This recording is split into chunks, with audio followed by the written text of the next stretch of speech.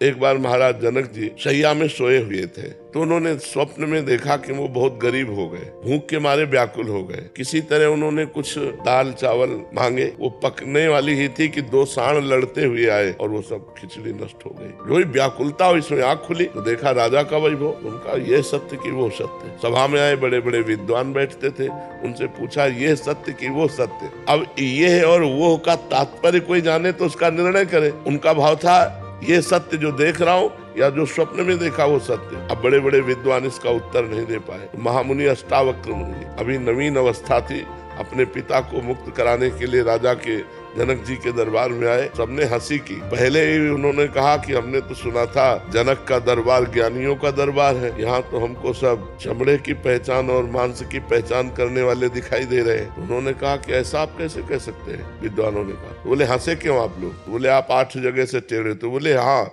हमारे स्वरूप को देखा क्या?